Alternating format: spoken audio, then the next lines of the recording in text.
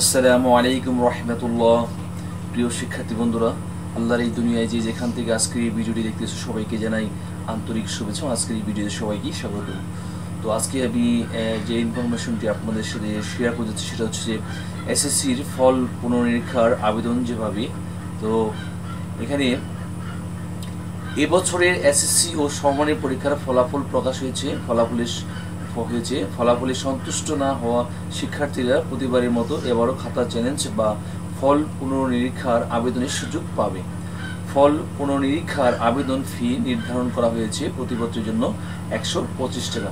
তো এখানে আরও টেলিটক চার্জ রয়েছে, সব মিলিয়ে 150 টাকা হবে। আজ রোববার ঢাকা মাধ্যমিক ও উচ্চশিক্ষা বোর্ডের বিজ্ঞপ্তিতে বলা হয়েছে আগামীকাল সোমবার 13 মে এসএসসির ফল পুনর্নিরীক্ষণের আবেদন শুরু হবে। তো আজকে থেকে আবেদন শুরু। শিক্ষার্থীরা 19 মে পর্যন্ত SMS এর মাধ্যমে ফল পুনর্নিরীক্ষণের আবেদন করতে পারবে।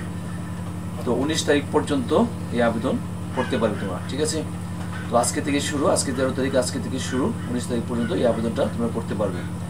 ঢাকা মাধ্যমিক ও উচ্চশিক্ষা বোর্ড থেকে এসএসসির ফল পুনর্নিরীক্ষার প্রক্রিয়াও জানিয়েছে, বিজ্ঞপ্তি জারি করা হয়েছে। তো এই বিষয়ে আমি অলরেডি আরেকটি ভিডিও পাবলিশ করেছি, বা পারলে সেটাও দেখে নিও।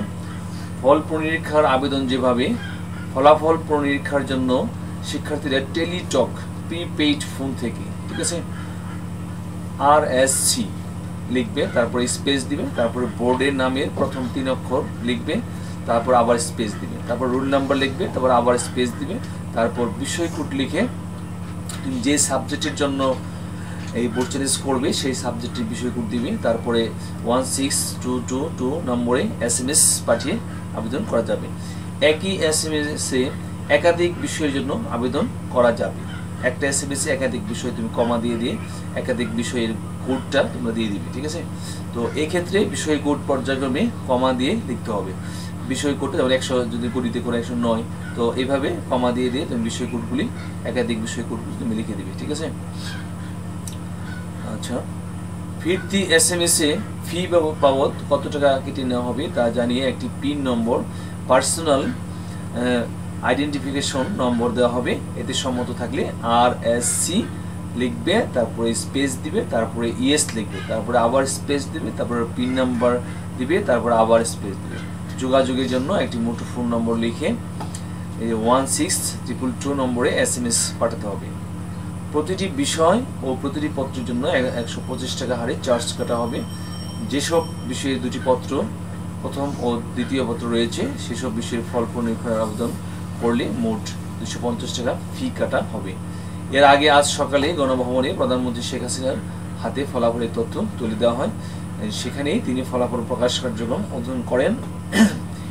বেলা 11টায় শিক্ষা প্রতিষ্ঠানগুলোর ফলাফল প্রকাশ করা হয়। অনলাইনেও ফলাফল প্রকাশিত হয়েছে। এছাড়া SMS এর মাধ্যমে ফলাফল সংগ্রহ করা হচ্ছে। SSC সমমান পরীক্ষায় গড় পাশের হার হচ্ছে 83.04। এই পাশের হারের মধ্যে 51টি শিক্ষা প্রতিষ্ঠান থেকে একজন শিক্ষার্থীও পাশ করতে পারেনি।